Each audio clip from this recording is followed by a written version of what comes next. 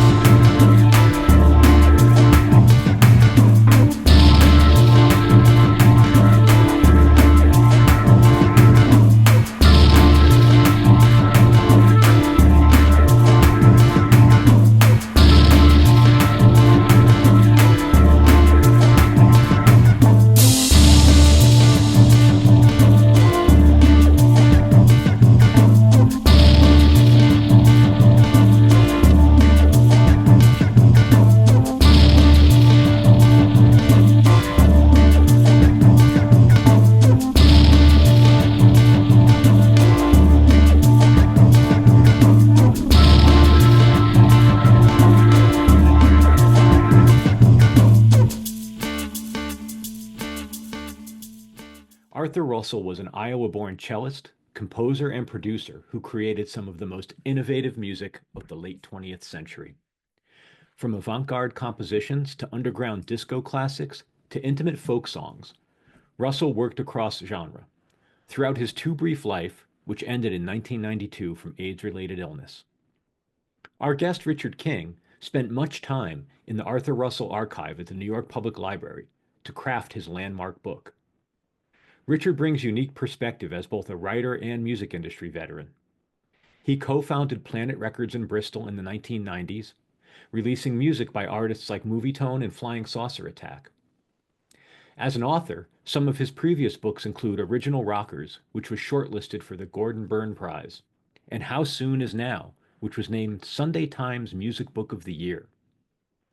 Travels Over Feeling combines archival materials, photographs, and extensive interviews with Russell's collaborators, friends, and family to create a portrait that sometimes supports and sometimes challenges many of the myths that have emerged since his death. Today, we'll explore Richard's research process, his findings about Russell's complex life and work, and why this enigmatic musician continues to fascinate listeners and inspire artists across genres. Thank you so much for joining me, Richard King. It's a pleasure to be here. Before we jump in, I just want to let our audience know that if anyone has questions, they don't need to stand on ceremony. They're welcome to drop questions into the comment thread, and I'll keep half an eye on it, and we'll pull things out as we go along. So no reason to wait till the end if there's anything anybody wants to jump in with. But Richard, I would love to start sort of with the origin story of this project, if you don't mind, and if you could tell me a little bit both about what drew you into Arthur Russell's music, but also him as a subject worth, investing your time in. Sure. I think in my experience, most people who have a relationship with Arthur's music have a simultaneously sort of private, almost secret relationship with it, especially if one has an affinity with some of the more song-based material, which is, of quite a personal nature. But also there is a sort of sense of the exultant about Arthur. There's a sense of joy, and particularly in what could loosely be called the dance floor recordings, a sense of collective joy. And obviously the dance floor is often a source of collective joy. So I wouldn't go as far as calling it a dichotomy, but there's a multifaceted relationship I think most people have with Arthur's music, due to the fact it was itself so multifaceted. And historically there was coverage of Arthur's music while he was alive, centered around mainly New York media for obvious reasons. And when he had music released domestically, not exclusively, but mainly domestically in the UK. There was coverage around World of Echo and the other release on Rough Trade Records. Um, but given that so much of his music has been released posthumously, the the relationship the listener has to Arthur's music is pretty bespoke.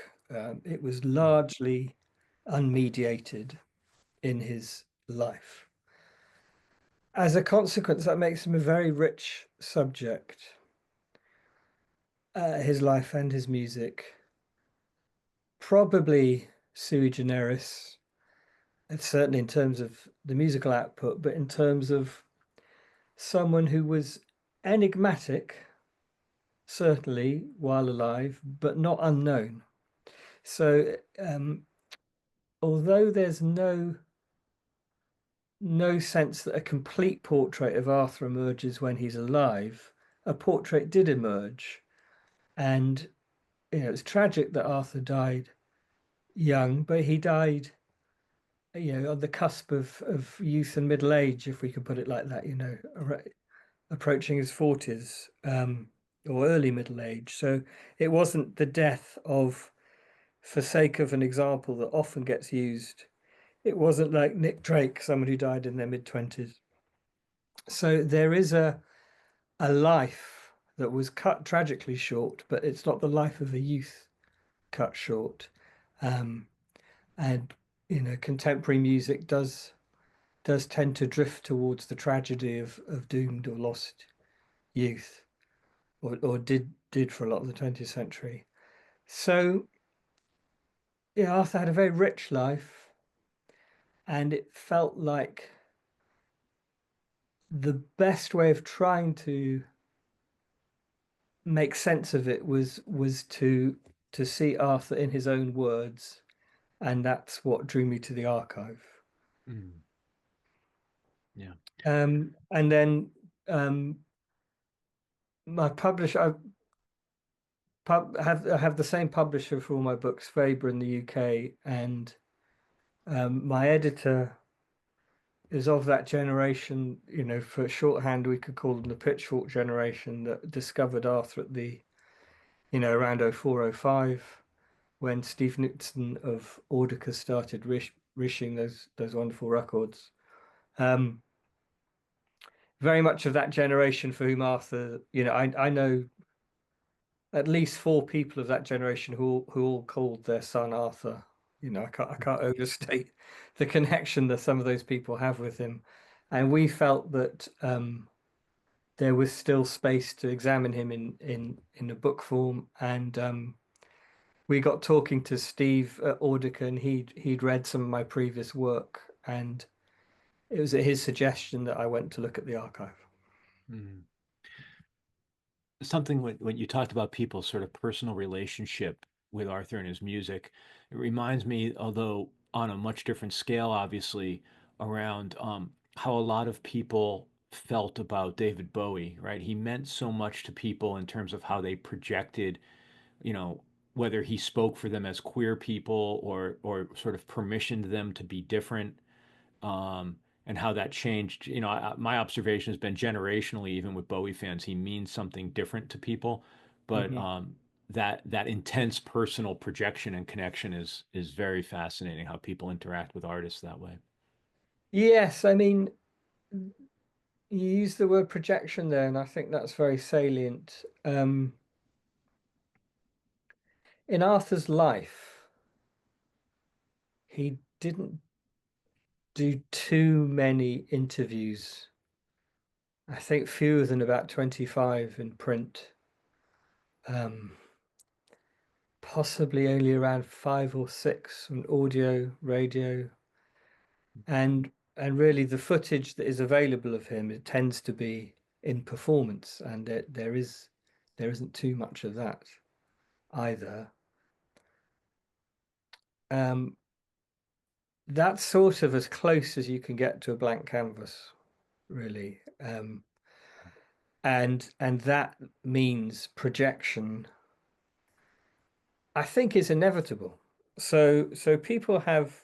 I mean, I think before I got very involved in the archive, I was certainly uh, prone to and enjoyed this form of projection myself. The first time I went to the archive, I think I'd already decided what life I was going to uncover, and that the narrative I had set would reveal itself by going through the archive. Um, Included in the book is a letter of rejection from Virgin Records, and excuse me, we included that one because I was able to get in touch with Simon Draper, who was the MD of Virgin at the time, and he said, "Oh, there's no way we ever listened to that. That's just the letter we sent to everyone." And there were probably 4 or 5 other letters from other record companies there. So if someone wanted to sort of construct a life of rejection and failure, those letters were there. But really, I thought it spoke to was Arthur's sense of commitment, industriousness, that he got to New York, he mailed everyone a demo tape, he mailed every major record company a record tape, and like nearly everyone who sent a demo tape to a record company in the first half of the 1970s, he was rejected. But what a lot of people who sent those demo tapes and received those rejection letters didn't experience was communication from John Hammond or from Jerry Wexler, and those items are also in the archive. So I was very conscious of that projection, and given Arthur's sexuality, given the nature of his death, there is a space opens up for various types of projection, not in any way um, trying to suggest a hierarchy of projection or a privileging of projection, but what I have come away with is a sense that for such an unmediated, enigmatic character whose work is so resonant across generations, it's inevitable that we identify with the Arthur who reveals himself to us on a personal level. Um, and who are we to say that Arthur wouldn't be absolutely delighted with that outcome? Right, right. Well, since you've taken us to the archive already, I'm gonna hold up the book for a moment. Sure. Such a beautiful object. Uh, Before you even get to opening it and revealing the material inside, it has such a beautiful feel to it. Um, but I'm curious. You talked about the version of the story you were sort of certain you were going to find, or that you came into this with. Um, when you started to make your way into the material, um, what challenged you? What challenged your assumptions, or what was surprising about what you found there? Um, I think that's a really good question. I think I found I found it quite difficult. So on a very technical level, the curatorial staff and the administrative staff, who could not have been more helpful, and at a time when the capacities of the US public sector and state are under attack, I'd like to make a point that my interaction with the New York Public Library was the state in full-flown efficiency and charm and professionalism. They couldn't have been more helpful. But they had inevitably had to file the archive, and the way they had filed it was vaguely chronological. Um, I think more just out of expedience than any sort of sense of wanting to build a sort of definitive archival route. And uncovering the material for the first time, through the system they had used, the filing system they had used, tripped me up. And what I realized was there is a chronology, but you know, I think the standard of Arthur's work throughout his life was unbelievably high. One of the most celebrated pieces still is instrumentals, and that's effectively, in another for another composer that might be called juvenilia or similar, and equally the songs. Some of his most beloved songs are product of his the start of his musical creativity, and yet the work he made both towards the end of his life and in the middle is of is of just an incredibly strong quality. And yes, he lived chronologically through time like we all do, but there's no sense to be made. There's no through line to be made of his creativity. And example I give of this is that later on, at the end of the 80s and the early 90s, he was constantly looking for collaborators and remixers to work with, people like Graham Massey from 808 State, William Orbit. There's phone numbers from Louis Vega of Masters at Work in the archive. It's not that in the early 80s he was going through a dance phase or a dance period that he grew out of and then moved into the world of echo phase. It's just essentially this creativity on all fronts. And that wasn't something that could be mapped onto a timeline, essentially. And the the I initially stumbled at the idea of how this could in any way be contained in a way that would make sense to the reader, or indeed to myself. And partly that's to do with the fact that Arthur kept nearly every scrap of paper. There are cab receipts, there are scraps of phone numbers, there's everything. So obviously one tends to want to find a buried treasure going through an archive like that. And then you realize, well, none of it's buried because it's all there and it's sort of all treasure. So if someone keeps everything, one scrap of paper's no more significant than another, then they suddenly all take on this enormous significance. So I I had to sort of unpick quite a few assumptions I had, including the sense that the things he would have hung on to would have been the most meaningful to him, um, when there was a taxi receipt. Although there was one taxi receipt from Smith Street in Brooklyn, and I showed it to Tom, Arthur's partner, and he did say to me, "What the hell was he doing there?" Jokingly. So maybe every taxi receipt tells its own story. I expect he was, who knows what he was doing. But there there there is also, there was a lesson for me about how archives work. How we have to be at first remove when finding material, and how we have to question our motives. Are we looking for the pot of gold that explains the essence of Arthur, or are we treating each document, each item on its own terms? And I think by the midway through the second visit there, once I familiarized myself with everything, I did get a sense of actually this is a life, in Yeah. all its mess and resonance. I'm curious about your narrative construct, the combination of the archival material, the interviews, your own narrative that you sort of build a skeleton or that you thread through it.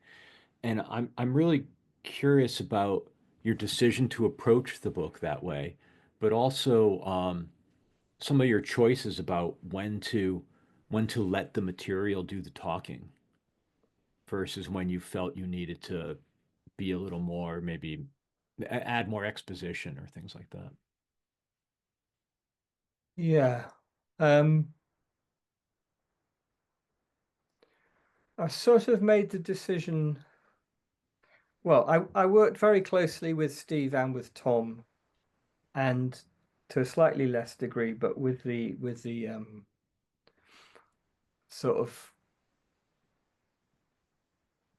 Arthur's sister Kate was also involved in and so I did work closely with them on a sort of overview of what I might do. Um, and there was a degree of collaboration there. But certainly there was. But I took the decision quite early on that if I wanted to speak to people, I wanted to keep it quite narrow in terms of the voices because I did feel it was quite an intimate project and it was going through the minutiae of someone's life. And to that end, without being sinister, but to that end, I did think I would mainly speak to people who visited Arthur when he was sick. So people who'd been quite constant in his life, which actually was, you know, give or take a few, most people. Um, and so I spoke to his first partner, his first girlfriend, Muriel, because her letters to each other, which are very, very evocative of first love. And she was in San Francisco when Arthur was there, which seems like a very uh, interesting period in his life. I tried to get in touch with his former Buddhist teacher, who I believe when I was working on it was still alive, but it was tried and tried and tried, but there was no response from anywhere. Um,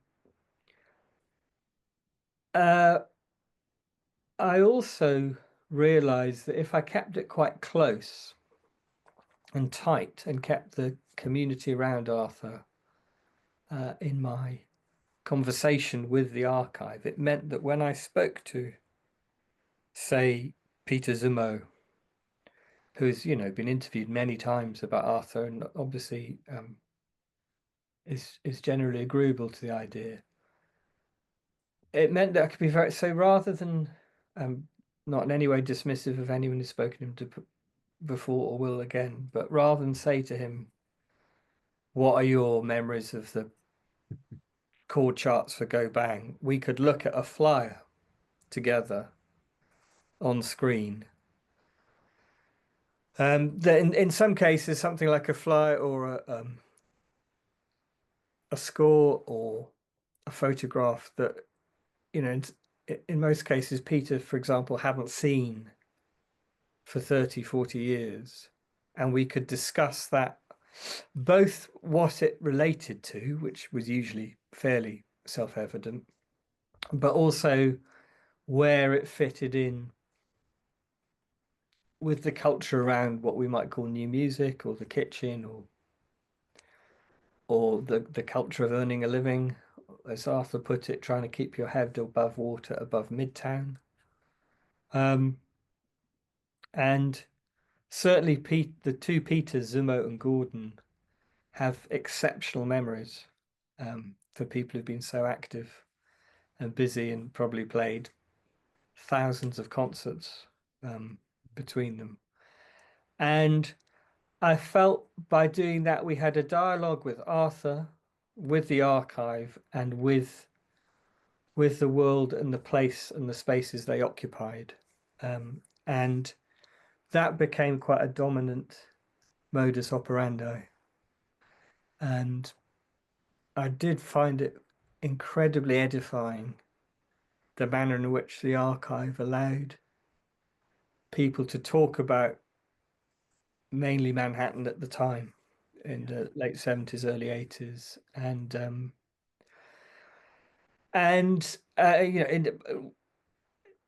personally, I find that more interesting than where Arthur might have gone cruising. Um, so I'm not in any way being prurient about that, but to me, that was far more interesting than Arthur's sex life. So that was kind of, and there's quite a lot.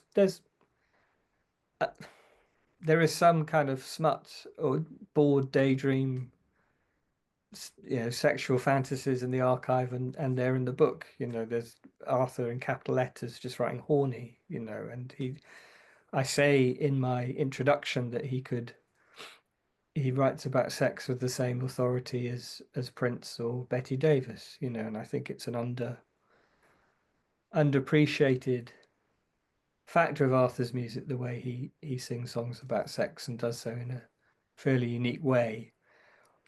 But I wasn't after the kind of the gossip of whether he went to the anvil or not, basically.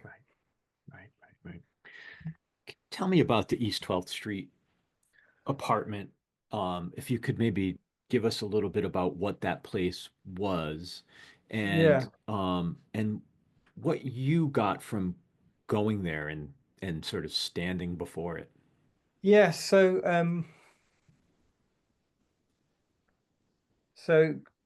it was between First and A on East 12th Street. Arthur first moved there around 1975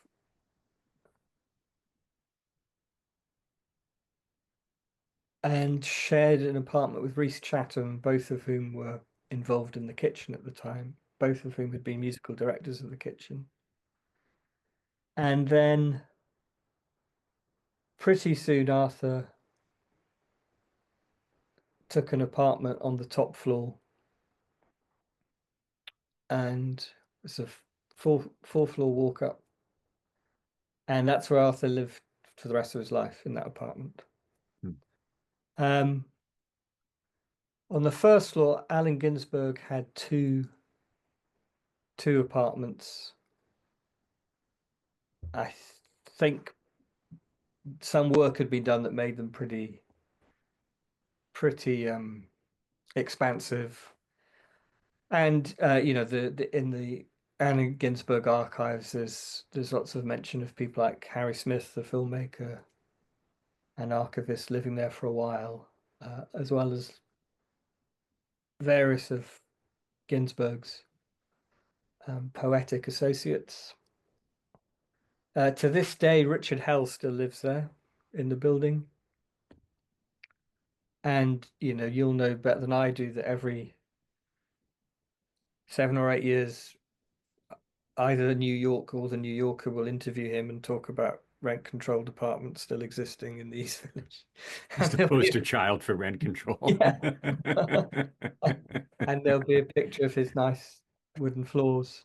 Um, uh, Lucy Salt lived in the apartment, and I really enjoyed talking to her about her memories. I mean, obviously, Lucy's written one of the great works of history and memory about the Lower East Side, Yeah. and and just talking to her about life then. She's also written very vividly about that area when she and Arthur were both living there. But talking to her, she has an incredible memory and a wonderful cultural historical eye. Really brought it to life for me. Obviously, Tom lived there for 12 years from 1980 to 1992 and lived there on his own after Arthur died for a while, for a good few years. And one of the things that really struck me when I stood outside there um, was the fact that I worked out that in his life, Arthur didn't play that often outside of New York, Yeah. maybe not that often outside of Manhattan. And certainly under his own name, Arthur Russell, maybe like 5 or 6 times.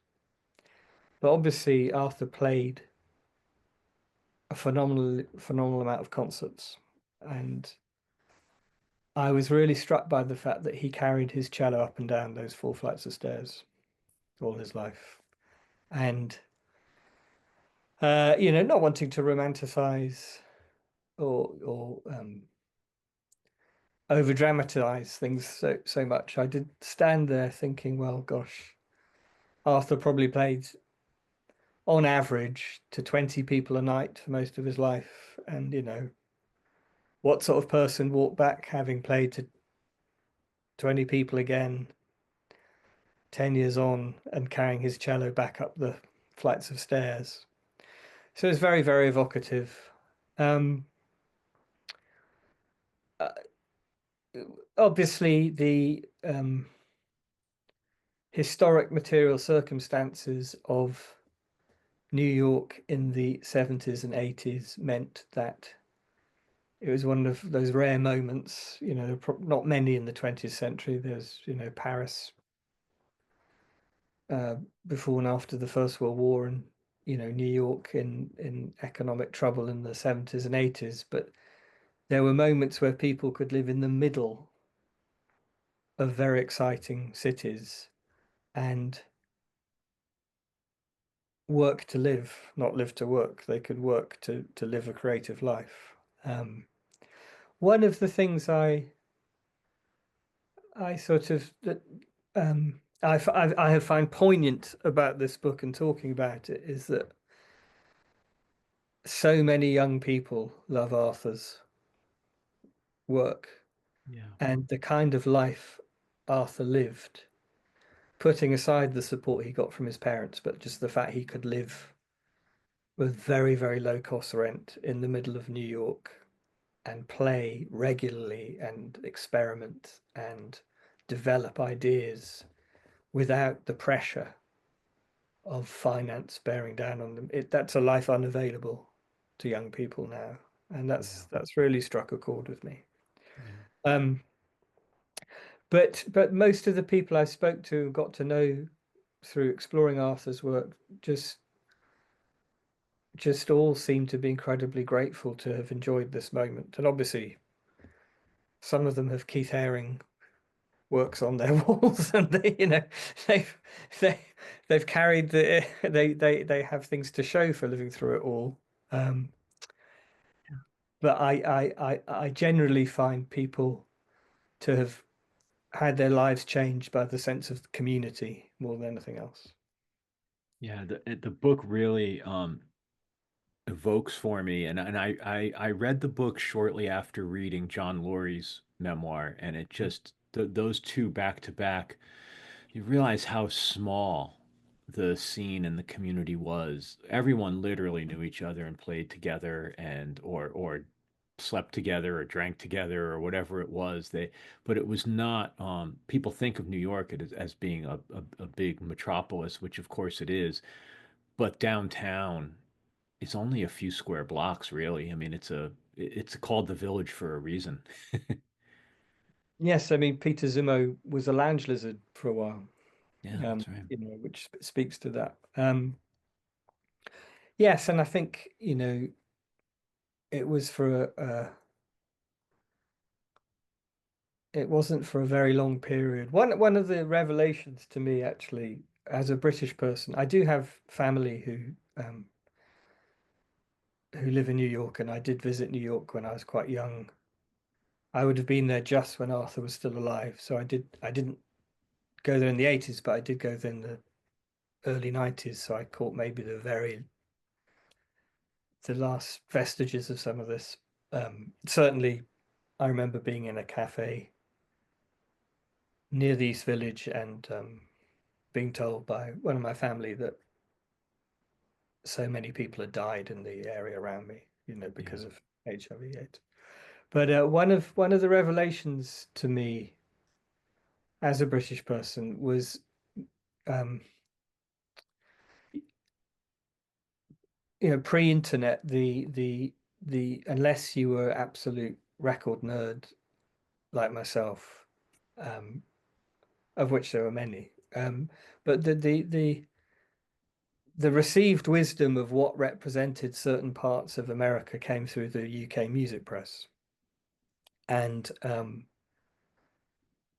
that tended to be through American bands represented or released in the UK. So, from the latish, mid to latish 80s onwards, uh, down, if you read the music press, not if you read things like The Face, but in other places, it was very much the kind of no wave, Sonic Youth, Lydia Lunch, and then, you know, um, things like slightly more obtuse noise bands. But one of the revelations to me was, yeah, I not don't want to be dismissive of people, but there is a big difference of people screaming into the void of nihilism, people from Connecticut screaming into the void on stage at CBGB, making a kind of existential howl. There's a huge difference between people doing that and people who've moved to the East Village because they want to hear Puerto Rican rhythms or they want to eat Ukrainian food and they want to kind of basically get away from the jocks and they want to live in an America of the imagination where everyone's welcome and they want to live the kind of life unavailable to them, certainly unavailable to Arthur in Iowa. And thinking of New York at the time in in that sense was a real, as someone who was conditioned to thinking about it as noisy people screaming about the end of the world over feedback and guitars, that was a real that that was a great moment of revelation for me. Yeah, yeah. I mean, Um, I do like Sonic Youth, though. I appreciate the clarification. Yeah. It's funny hearing you. I love your characterization of that mindset. I'm one of those people from Connecticut who I lived a block away from that apartment. So I lived on Mm, East 11th between First and Second, mm, in the mid 90s. So I was chasing what had just ended. sure. Um, but as you saw when you were there, there were still the remnants, right? You could Mm, see people in bookstores or cafes or still hear the rumblings of, everybody remembered when, or um, there were still junkies dying on the street, those things totally. that seemed like they were somehow an important part of the experience, but they were really real people's lives. Definitely. I mean, there's some footage of Conk, um, who in many ways might be the band that encapsulates all this, including the fact they never quite got it together to release records on one label or make an album, but yeah, had Madonna dancing in their early video. Um, uh, don't think it was Danceteria. It might have been Club Lingerie. I'd have to check. Anyway, at an East Village adjacent club. Um, and they're playing in Tompkins Square Park in the band shell in about, I think, 84, 85. And perhaps that was the kind of apotheosis of this kind of thing with the band just playing Cuban rhythms, having a horn section.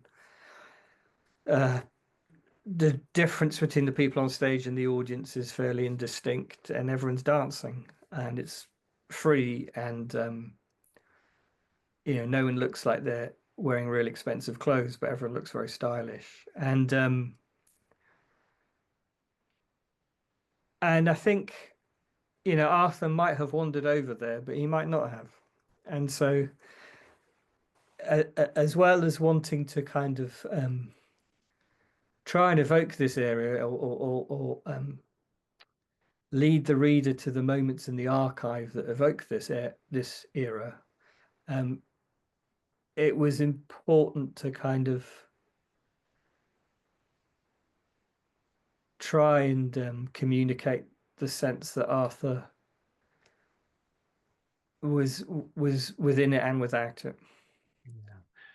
Yeah, you evoke it so well in the book where you talk about, when Arthur would go to clubs, it was really to be around the dancing and to watch the people and watch the music, or even to hear his music through a sound system. And it was less about him going out and raving and partying, and he was back observing.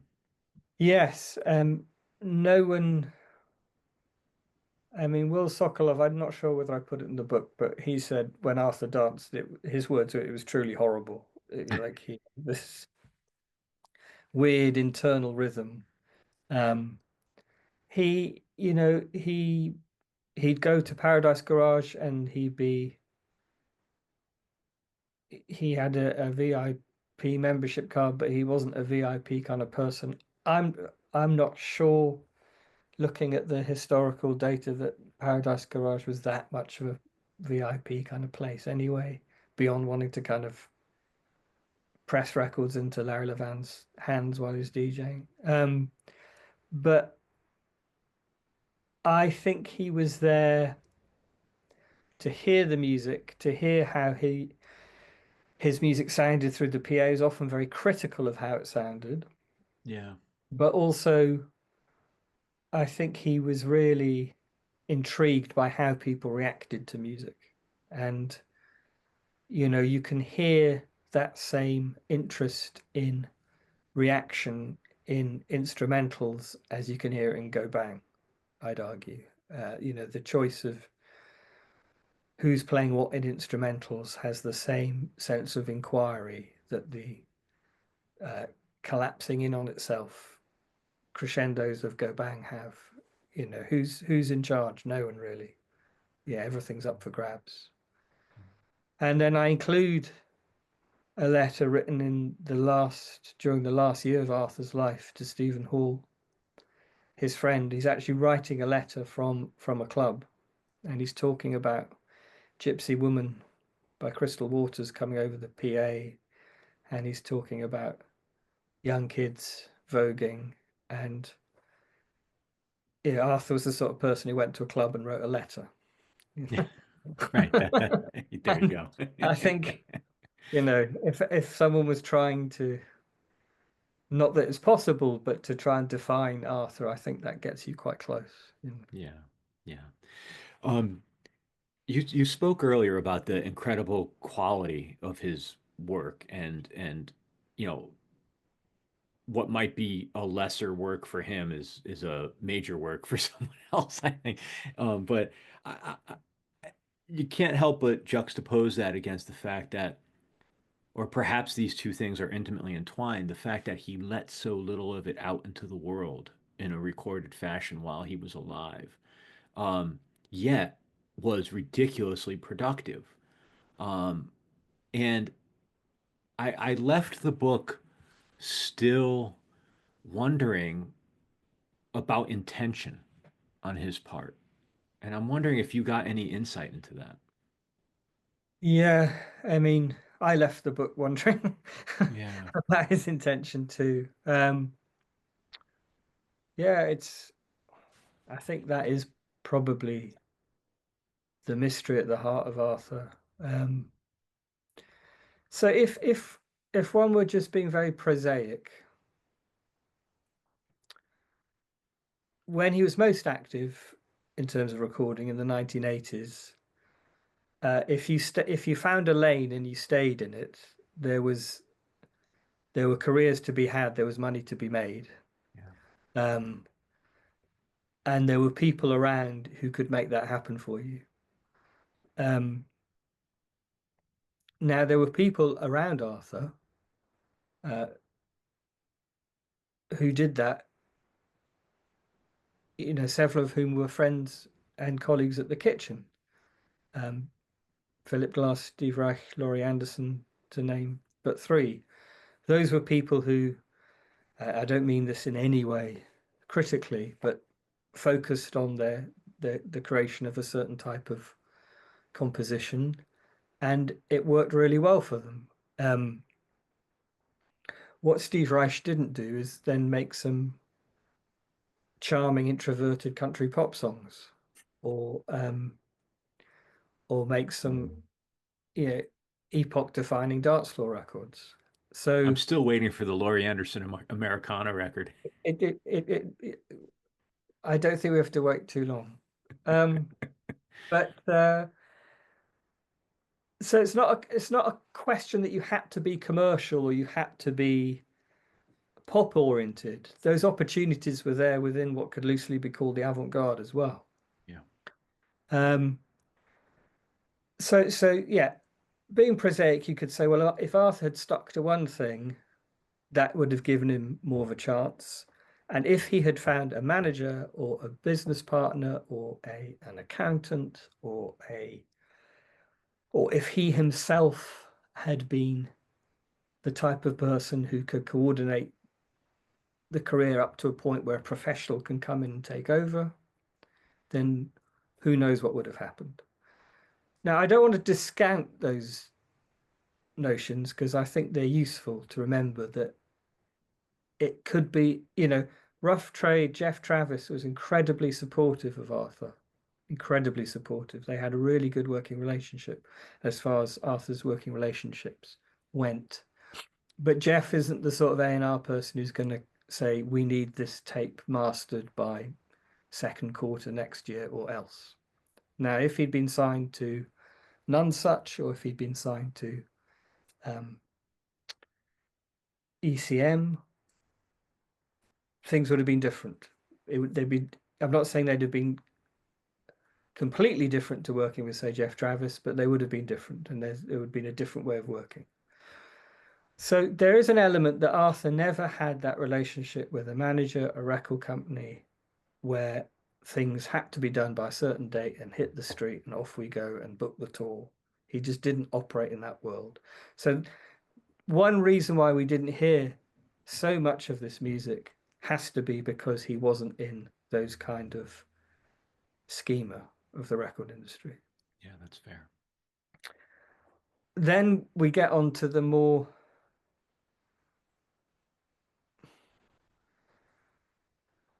then we're into the realms of projection again. Was Arthur,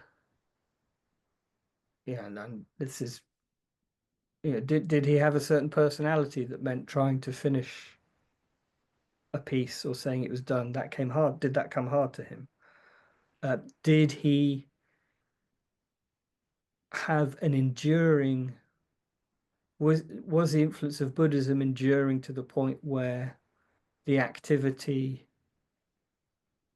was about the composition? Yeah. Did he never quite have the hunger to push himself commercially because of his background and the fact he was supported by Tom and his parents? I don't know about that because certainly the archive just reveals an industriousness that is rare, I think. His commitment to his work was total. So perhaps there are elements to having a recording or a recording career that eluded him in terms of knowing when something was finished. But it wasn't that he was lazy or unproductive. I mean, he's working constantly. I think there is an element where Peter Gordon said this to me very eloquently. He said, maybe the best way to think about Arthur's creativity is that the work were the rehearsals and the recording sessions, especially when there was a full moon. That was the work. That's when Arthur was creating, and that's what counted. And everything we have is a record of that. But it's not what we have, particularly the way it's come out posthumously, means what we have is a record of that activity, not the definitive release of that activity. And, Hmm.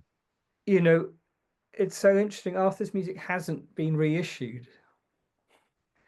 It's been released for the first time posthumously, Right. on the whole. not obviously not all of it, but and again, this goes back to the fact it really that that's fairly unique, you know. So I think probably to answer your question, I think it's a combination of all those factors, but it took a certain type of character to navigate the music industry in the 1980s, and I don't think Arthur had that character. You know, Jeff Travis said to me he couldn't remember Arthur ever making an inquiry about when he was on Rough Trade recording a John Peel session because he probably didn't have a clue who John Peel was. And yeah, he didn't say, "Can I come to London to play the ICA?" He just didn't have that kind of. I don't want to call it ambition because I think Arthur was very ambitious, but he just wasn't centered around that kind of plotting a career mentality.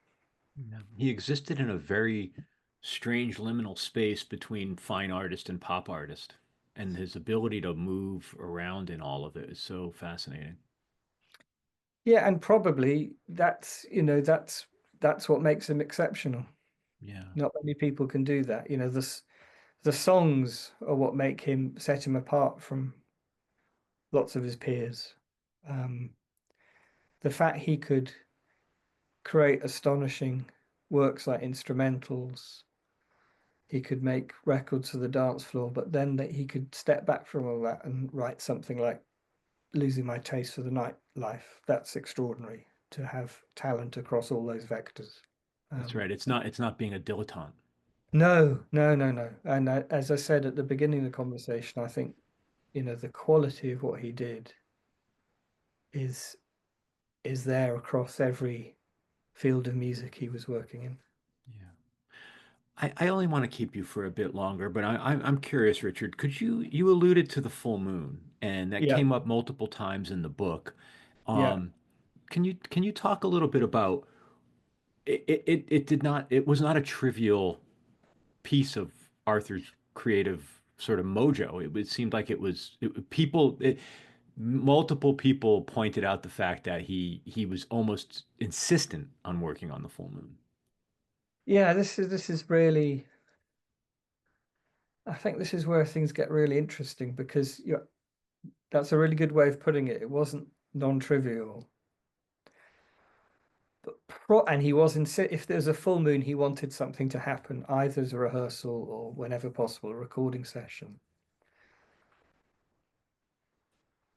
Nor can they be explained by some Gnostic, mystic bacchanal. There's Right. something, as ever with Arthur, that it's between these 2 points. Um, I think he loved the energy of the full moon. Who's to say the full moon didn't have? I mean, I've not been to Iowa, but friends who are from Iowa tell me you can read by the moonlight on certain times of year. And who's to say that he didn't once see a full moon over a cornfield and it didn't just have set something off in him? It could be that as much as some sense of a sort of lunar ritual. It could be that the full moon reminded him of a feeling he'd had. Um, and here we are projecting again, by the way, Lawrence. But he wanted activity to happen on the full moon. And my my the my way of sort of trying to understand it was, the few environments in the 20th century more urban than the East Village in Manhattan in the early 80s. And there's a way that he's somehow bringing the cornfield to the city with the full moon. Um, um, but then, as uh, as the theme tune to the film Arthur had it, when you get caught between the moon and New York City, there's nothing. We're going Um, to have to get the mystic interpretation of that film as told through the lens of Arthur Russell's life and work. I love it. exactly, exactly. Um, Um, So, a couple of other quick things. Oh, I'm curious, in your travels through the archive, were there any pieces that stood out for you? I don't want to define the question too much, but I guess what I'm trying to get at is something that was special or resonant or perhaps in the realm of favorites for you. And if it makes it easier to answer it all, one of my favorite collections or sets of photos are of him. I think it's a little bit later in life when he's back in Iowa and he's in the cornfields. I love those photos. There's something very yeah. intimate, and while he seldom is smiley in photos, there's a lightness to his presence in the photos. He had a real groundedness. They're just beautiful. I Yeah. don't need to No, belabor it with words. They're beautiful. yeah, no, there's a sense that he feels at home in that environment, definitely. Um, the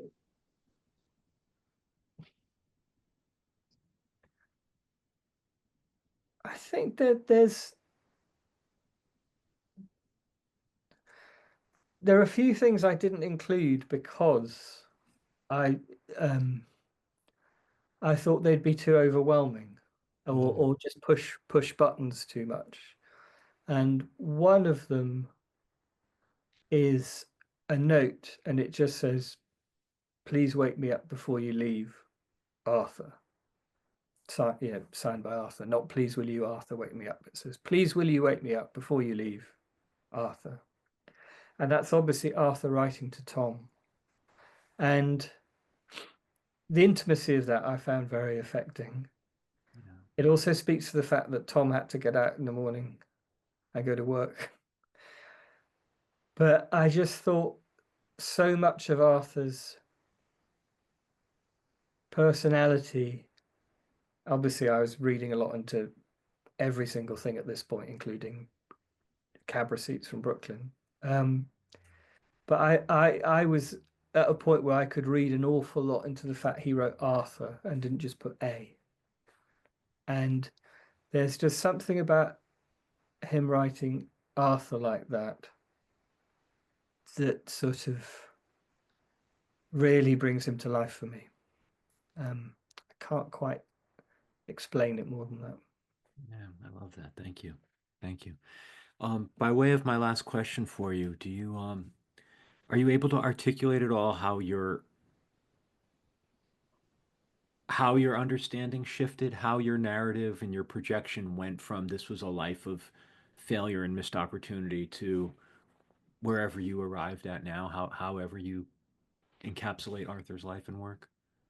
Yeah, that's a really good question. I think, well, uh, again, being prosaic, I'm very aware that in America, people take things like World of Echo and the instrumental music very seriously, whereas in Europe, we're all a bunch of soul girls and soul boys, and we all like the kind of dance floor bangers, maybe a little more. Um, and it's interesting, I think New York is so obsessed with New York, and in a funny sort of way into uh, New York exceptionalism, which I'm all for too. But I think things like instrumentals and the music he made at the kitchen's taken very seriously in New York. Um, but and it's wonderful that places like the kitchen and roulette and until recently Intermedia Foundation, these places still kept going. It's amazing. But I think I realized that the extent to which Arthur got up in the morning and did it again and again and again, and the fact he carried that cello up and down those 4 flights of stairs again and again and again, completely dissuaded me from the idea of a tortured artist or someone who expected the world to come to them. Um, he wasn't in an ivory tower at the top of that apartment block on East 12th Street. He was working really, really hard all the time. I mean, he was prone to go wandering and have the odd break. Yeah, I'm not saying he was working 20 hours a day, but he was someone who was really, really serious about what he did. And I think I think it really brought it home to me that to be creative is to work, is to keep going. Um, and we're so lucky to experience the fruits of that creativity. And the fact that he didn't have quite the commercial success he hoped for didn't mean that he was always frustrated. If he had been, he wouldn't have been able to keep up that output of creation. And I think that's an amazing achievement, and to leave behind, to bequeath that kind of legacy, not many people can do that. Mm, thank you for that. Thank you for that. Are you done in that world? Is your work complete? Um, yeah, I'm actually making a program for Radio 3 for the BBC later this year, um, about the kitchen and what was then called new music. So I'm not Yeah. completely done with it. I I I DJ quite regularly, and I play more and more music of that era, because it sounds so good through a proper, it's so well recorded. It's beautiful. Um, so I don't know. I think I'm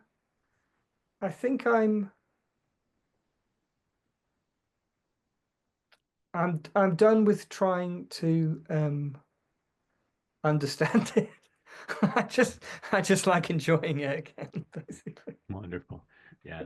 I just to let you know, we had a comment in the chat that said from someone, John Rosenfelder, who said he worked with Arthur on Mm, Let's Go Swimming in a World of Echo at mm, Upside. And upside. yeah, it's exciting. Mm, It's funny that uh people people come out for Arthur related things, like mm, people were touched, as you said at the very beginning, whether it was listeners or people in his life, he left his mark for sure. mm, And it's for a sure. growing Yeah. mark. Yeah. Yeah. Yes. And Yeah. you know, I think it's a kind of I think his music's increasingly a place of sanctuary for many people, you know, in these Yeah. difficult times. Yeah. Yeah.